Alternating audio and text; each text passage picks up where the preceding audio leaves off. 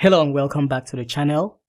Bricks 1.5.1 RC just dropped a couple of hours ago and I'm about to take it for a spin. So what I'm going to do in this video is to update to Bricks 1.5.1 RC, and I'm going to do that for the first time. I really don't have any idea what I'm going to expect because some of the changes are breaking changes and they are going to break the website. So I have set up a couple of pages that will perhaps have a couple of features that most website pages would have, and I'd like to see how this update is going to interact with these elements. The update brings some noticeable changes, custom breakpoints being one of them. It is stated here that it is an experimental feature, and we're going to treat it as such, so you don't expect it to be without bugs. The idea of this release is to introduce these new features for testing purposes, and that's exactly what I'm going to do. So another feature here is cross-domain copy and paste, and we have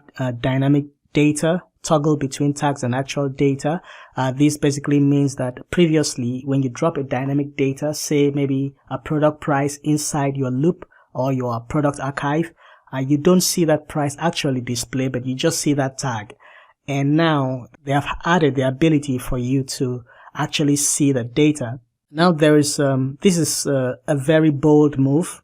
I'm curious to check this out to see what it's going to look like in real life, because I remember Oxygen Builder tried implementing something like this and we didn't quite like it, and it had to be reverted to, you know, the previous styling, which is more convenient. And Webflow has something like this, and so far even Webflow's version falls short of being able to take variables, and which is the real issue when it comes to stuff like this. You really have to be able to do it right. So I'm curious to see how this is going to work out. And then so you have a couple of other changes listed here. You have the custom breakpoint, more visual margin and padding UI, custom CSS per breakpoint. I'm really excited about this because prior to this version, you had the custom CSS, but they did not respect breakpoint. So it was a big issue for me. So you had to write the media queries every time you want to target another breakpoint. So hopefully I'm going to see how this works. Set fallback fonts. I'm not going to go through all this. What I'm really interested is in this remove position relative default from element. This was a big issue which was discussed in the forum, and David Brown, the creator of Bricks Extras and Oxy Extras, actually brought this up in the forum, that having position relative on all Bricks elements and containers at limitation. And you probably have to go to the forum to read this and you will understand why, but there were key issues that were highlighted. Personally, when I noticed this, I had no idea this was discussed in the forum, so I had to make a post in the group that, you know, I don't think this is a good idea. And what do you know, someone else has already put it up in the forum. And some of the problems that, you know, people encountered was the pseudo elements were not working as expected. And sometimes when you're trying to revert all this position to static, you know, if you have a clickable parent CSS for any div or block, the whole page becomes clickable. So it would have introduced a couple of real challenges for component developers, custom elements that will develop things like mega menus, header builders, and all those kind of stuff. And the good thing is that they listened to the community and made a bold move to change that. And of course, it is a breaking change, so it's going to affect a couple of websites that have been built with the previous version. But I think it is a good thing because these kind of breaking changes are welcome. I think that it is good for it to be done at the early stage of development. Bricks is still in early stage of development, so it is a good move. It is a bold move that they have made, and it's a good one in the right direction. And I think that if these kind of things were left for, you know, later versions like version 3, version 4, and then real issues comes up. I mean, look at builders like Elementor. They're having issues trying to add simple flexbox control, which should be a simple thing, but because of the way the builder was built, it's becoming a very big challenge for them to do so without breaking or potentially breaking millions of websites that depends on the old code base to work. So I think Bricks has made a very good move to actually remove this default from all elements, rebuilding the logic from ground up for the whole builder. So I am happy about that. So I'm particularly interested in how that is going to play out in the update. So I have a couple of pages that I have set up. I have this page. I've set up this page here. I don't know if there are any objects here that are position related because this was gotten from the community template. I have another page that I built using MOTION.PAGE for this effect. And then most of these pages are featured in some of my tutorials. I have this that I was playing with the nestable slider that has this infinite scroll. I have another page that I was playing with some absolutely positioned elements, a sleek modern layout like that. I was just playing around with this. And then I have another page. This is an archive page with the post list element, and then I have another page I was playing with the nestable slider, and then I have another page that I was playing with auto playing tabs in bricks, and then I have another page that had made use of position absolute also. And I want to see if I update this, what am I gonna experience? So I want to see real time what is gonna happen. So this is gonna give you an idea of what to expect if you were to update your website to bricks 1.5.1 RC. So right here I have bricks 1.5 installed, and I'm going to go ahead and upload the RC 1.5.1, and let's see what's going to happen. So I've gone ahead to load this up, and then I'm going to install it now. Fingers crossed. Alright, so it's saying, okay, do you want to replace this with this? So I'm going to replace that. And one other thing that I did not mention was that I'm gonna go, oh, is it too late? It's already too late. Anyway, I had custom builder modes, editor tweaks that, we had amongst the community members where we added some tweaks to the editor. And some of those tweaks were also added to the margin padding input field. So I'm curious to see how this is going to play out. For those that had that active on their install. So this has been updated successfully, and then let me go back to bricks and check the new features that are available. I think the first thing I would like to do is to go into those pages one after the other and refresh and see if, or rather, let me go to the theme and just confirm that that is active. So the child theme is active, and this is 1.5.1 RC.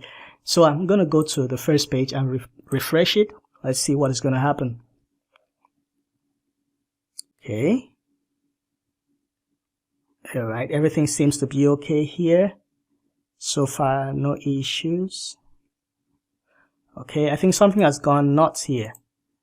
So this was not like this. So this has, the opacity of this is gone. So let me refresh that again, Control F5. So yeah, the opacity of that is gone. I'm not quite sure why. So that is just one thing that I've noticed there. This was a fairly simple layout with no extra issues. Alright, so just that one issue on that.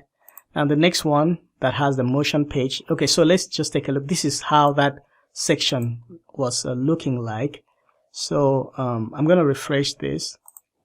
Bear in mind that this is an RC, so you have to expect breaking changes. You have to expect bugs. There's no big deal about that.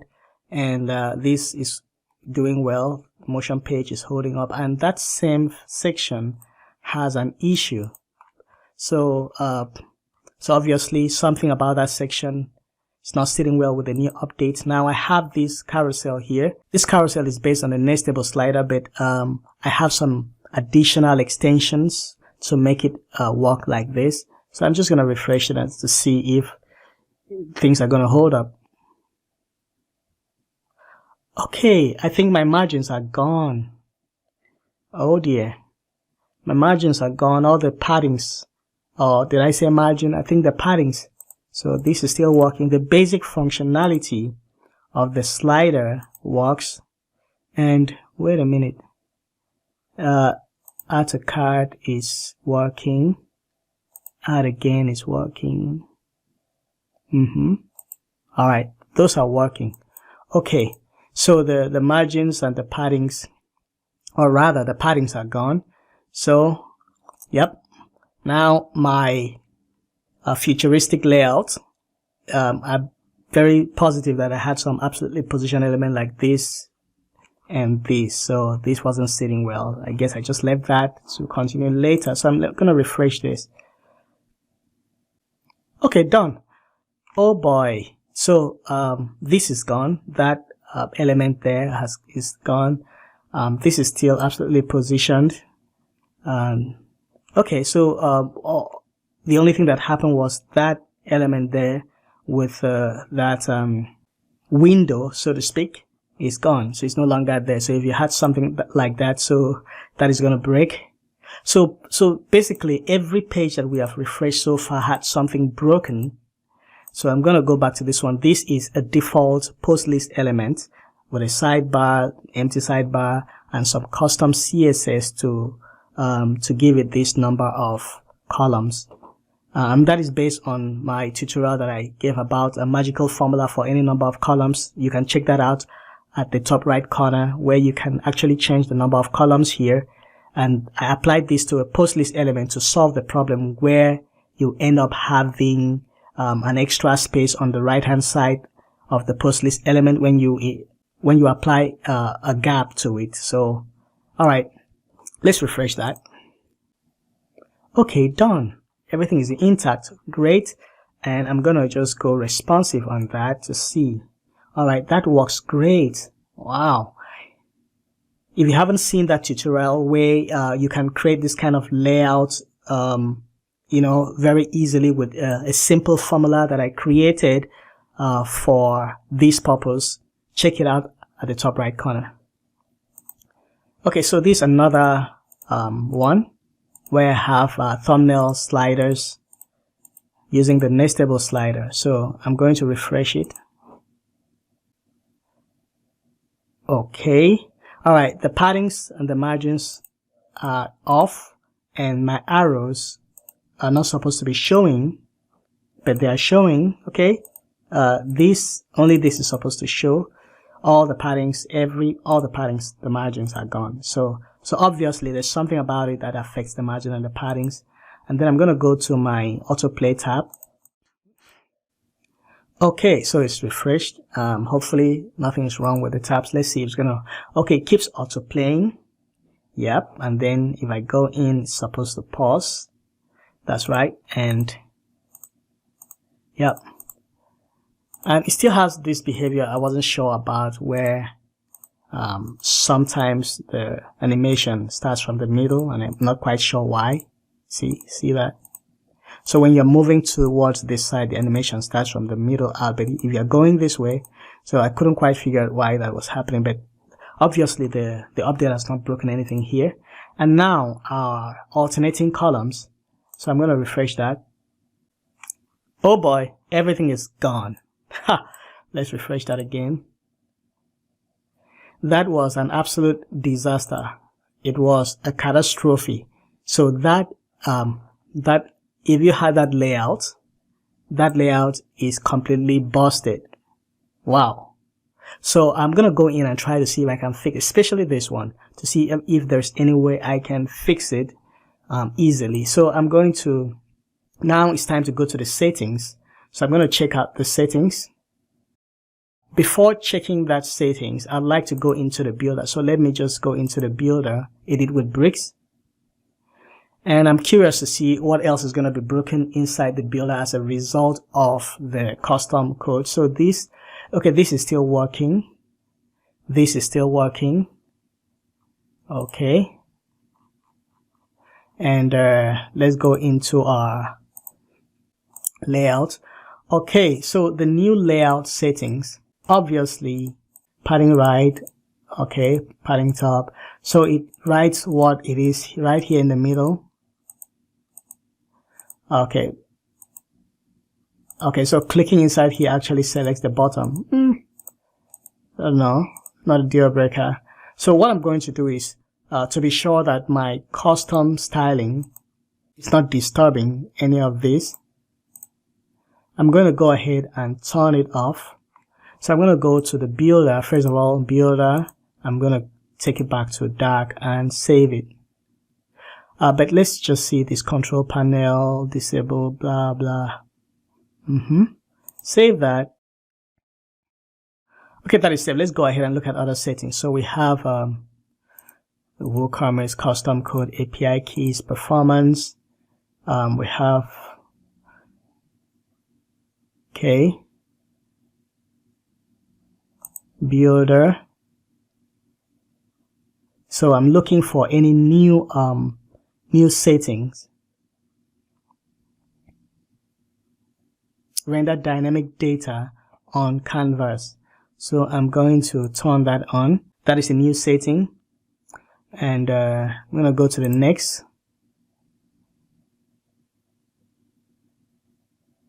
I'm not sure if there's any new setting here. Builder access. Okay, general.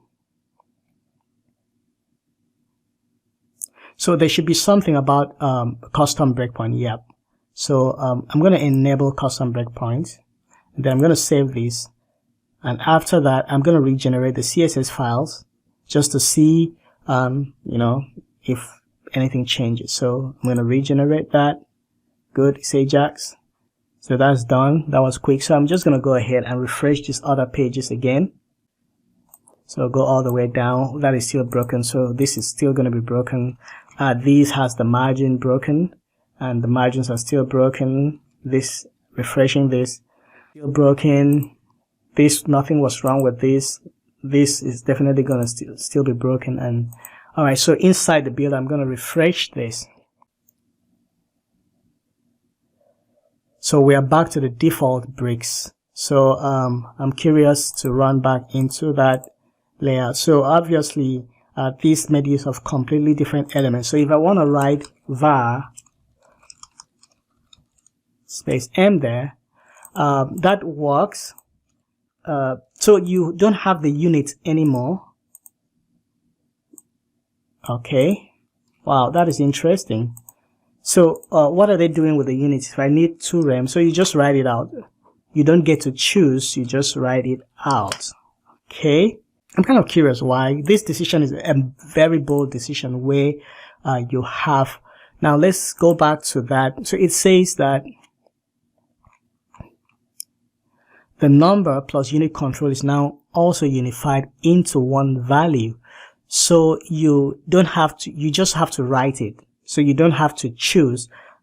Personally, I like it because, I mean, I just like the fact that I don't have to think about choosing. I just have to type what I want, just like you will write normal CSS. So you just write what you want. If you want rem, you write rem. If you want pixels, you write pixels. So I think it's a bold move. It's a bold move. So I like it. I like it. So if I want 10%, so I just write 10%. I don't have to struggle with the selection. I just write whatever I want there, and I think it's really cool. I can easily do a calc function, you know.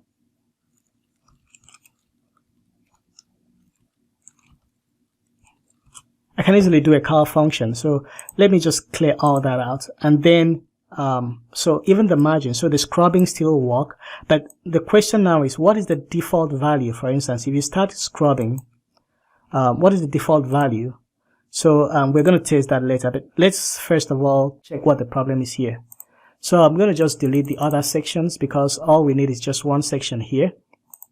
And for these, we had this, which one had the background?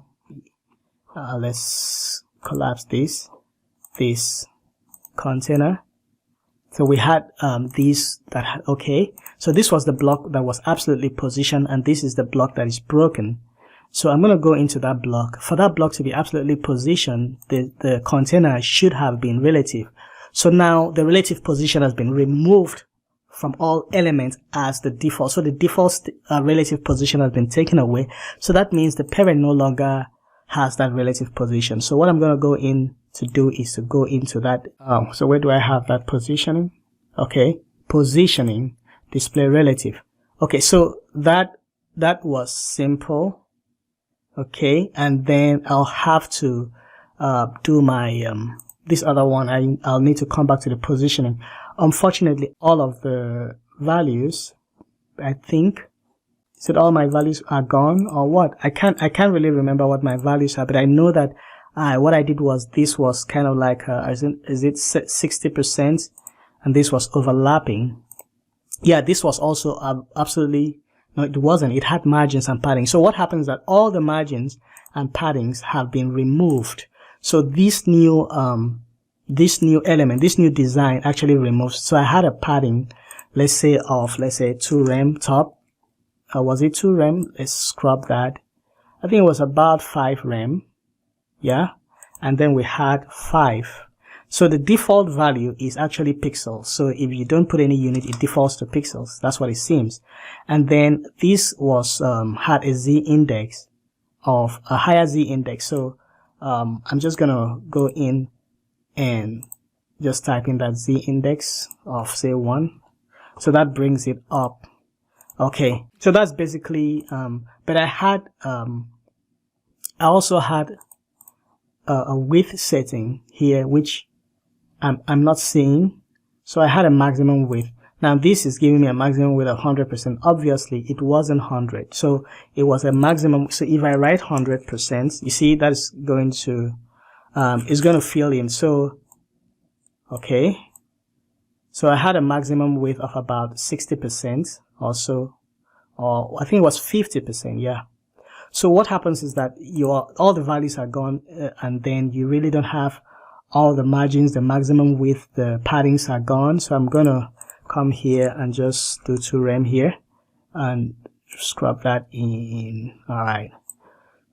So that's about what we had. I'm gonna save that and then preview on the front end. And I have back my layout, and I also had responsive mode where I had to set back some of this element, this back to 100%. I'm not going to waste time going into all that, but so this was so all this was reset. So if you haven't seen this tutorial where I did this repeated alternating section of overlapping columns, please check it out here. It's a really useful tutorial where you can set up alternating columns to switch, automatically. So just check it out at the top right corner. All right, let's take a look at the next exciting feature. I'm much excited about the custom CSS breakpoints. So I'm just going to take this, and then I'm going to go into the custom CSS, and then I'm going to write root color red. Now the code block hasn't received any love. Something as simple as auto closing the braces is still not available. All right, so I'm going to go in here, and then if I write roots, okay, color black, or let's say green. Okay, so what happens there? So we have red here, we come here, and it's supposed to be green, and it is not green. So but we are setting the green here, but it is showing up here. So that is a bug. So they'll need to refactor that because I'm setting the it here, so it's supposed to be here. So I'm going to go root color orange. Okay. So what is going on? Okay, perhaps it's the fact that the screen reduced, but this is orange. So I have red here. I have why is this expanding? I have red here. So it's really not working. So it's really not working. So I have red here, and the next breakpoint I have green. This, and then the green shows up where the orange is supposed to show up, and then the orange shows up. Now, and that happens when this is open, but when it is closed, it reverts back to green. The breakpoints have issues. They're not really representing the actual breakpoint, and they are not centralized the way they're supposed to centralize. So let me know if you're having the same experience. I'm using local installation, local on Flywheel, or local by Flywheel. So now that brings us to the next thing, the next exciting thing. Let me reload Canvas and see if that's going to solve anything. Actually did not solve anything. So you can now edit your breakpoints. So oh, this is so new.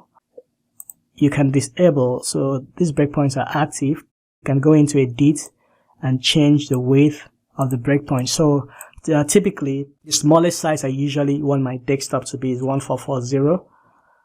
So editing the base breakpoint will affect all media queries. So I have that 1440. Now